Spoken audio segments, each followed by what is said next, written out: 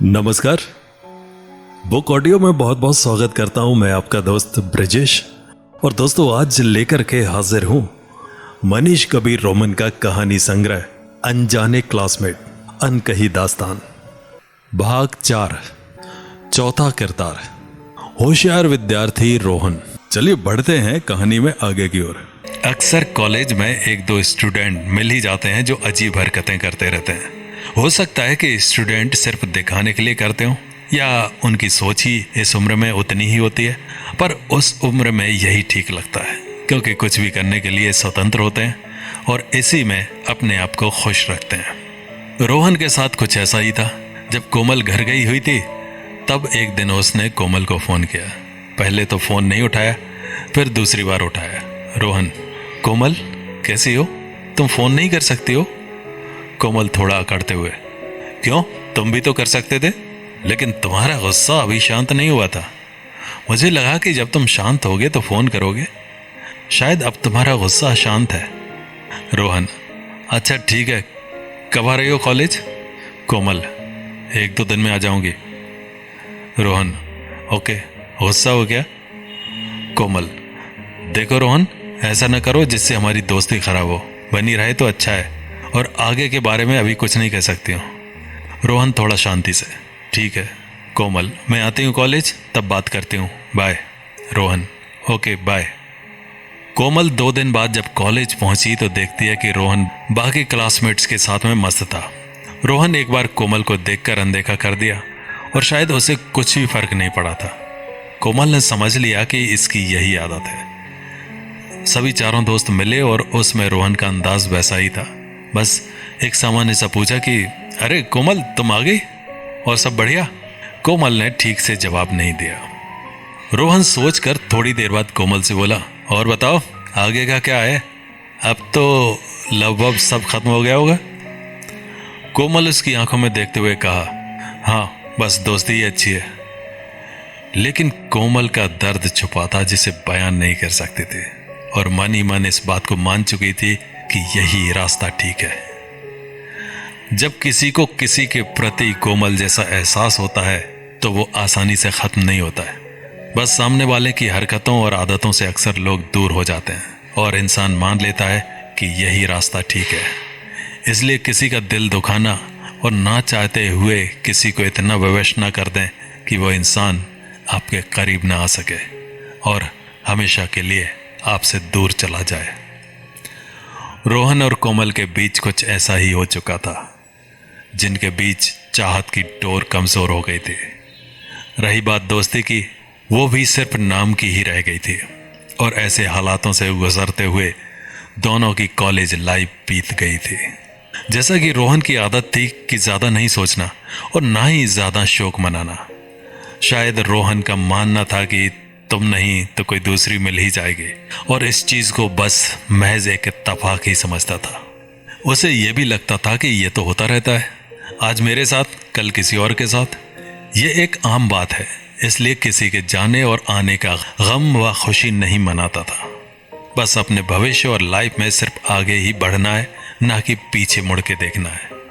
उसका यह हमेशा मुख्य उद्देश्य रहता था। यूं तो रोहन और कोमल जैसे कुछ विद्यार्थी के साथ किसी न किसी मोड़ पर होता होगा।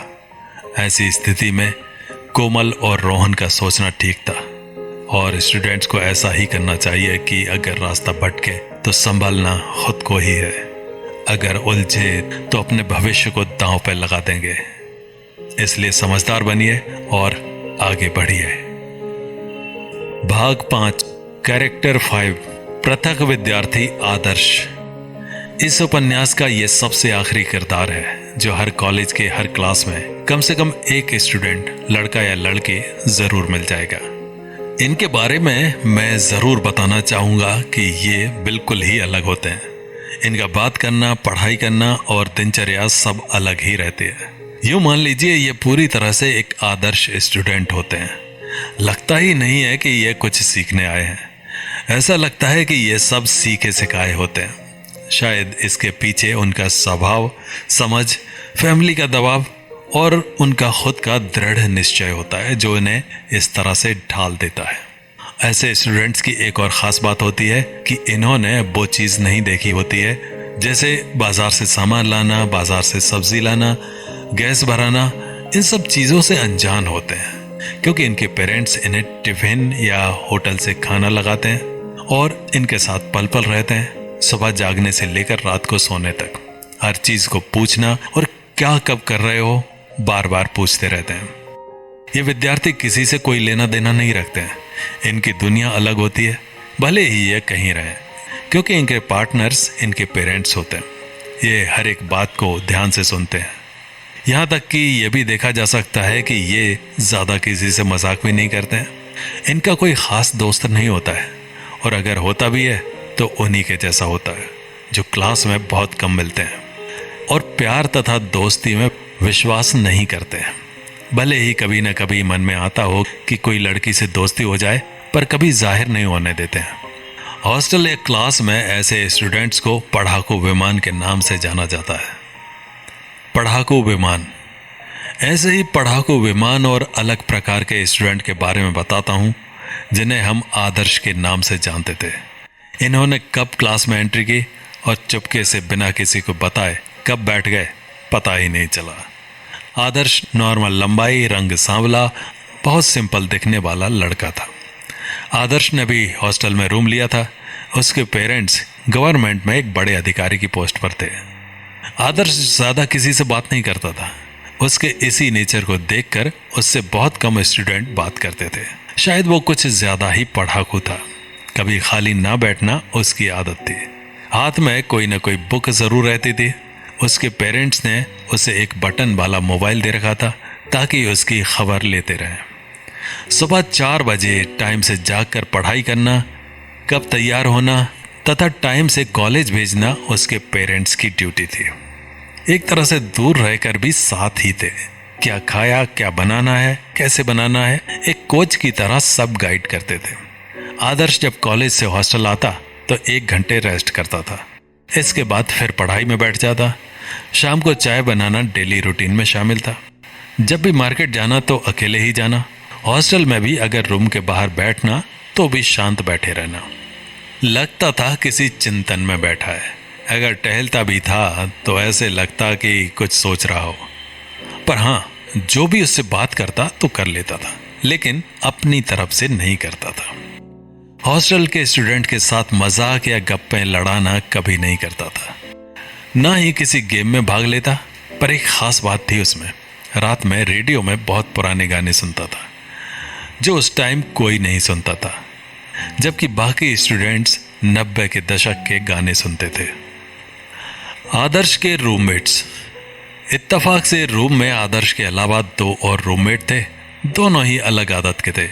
एक तो हरफन मौला था जो हर चीज़ में रुचि लेता था, जैसे लड़की से दोस्ती करना, मजाक करना, सिनेमा में पिक्चर देखना और नए गाने सुनने में माहिर था। दूसरा आदतों में आदर्श से थोड़ा मिलता जुलता था। अब मुसीबत ये थी कि आदर्श को उन्हें दोस्त बनाना ही था, क्योंकि रूममेट्स के साथ साथ क्लासमेट्स भी थे। लेकिन आदर्श तो अपने ही धुन में रहता था। या तो उनके जैसे बनो या उनको अपने जैसा बना लो। आदर्श का हुनर ये था कि मेरे जैसे बनो, नहीं तो मुझसे कोई मतलब ना रखो। और खुद दूसरों के जैसा बनना पसंद नहीं था, क्योंकि आदर्श के कोच उसके पेरेंट्स थे। एक दिन आदर्श को पढ़ाई करना था और उसके रूम पार्टनर को हंसी मजाक का मूड था, तो एक ने बात करना स्टार्ट किया कि यार, क्लास में एक लड़की है जो आदर्श से दोस्ती करना चाहती है। उसने मुझसे कहा कि आदर्श का नंबर मुझे दे दो और मुझे उससे दोस्ती करनी है। ये कहते हुए बोला, आदर्श, क्या मैं उसे तुम्हारा नंबर दे दूं? आदर्श मुस्कुराते हुए, ये नंबर देना और लेना मुझसे नहीं होता है, तुम करो दोस्ती उससे, ये तुम्हें ही सूट करता है। दोनों रूम पार्टनर आदर्श को मानते भी थे और क्लास में सब उससे दोस्ती करना चाहते थे। इसलिए नहीं कि वो बहुत स्मार्ट था, बल्कि इसलिए वो क्लास का टॉपर था और क्लास में उसकी एक ही कॉम्पिटिटर थी, पर उससे कभी बात नहीं करता था। बस उससे आगे रहना उसका मुख्य उद्देश्य रहता था।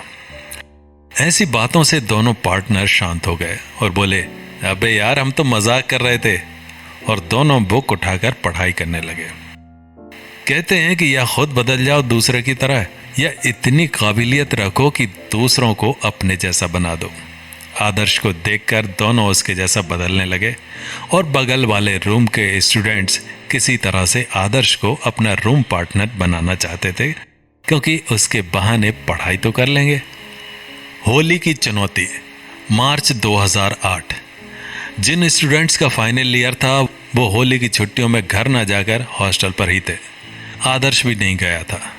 और कहानी जारी रहेगी अगले अंक में। तो मिलते हैं अगले अंक में।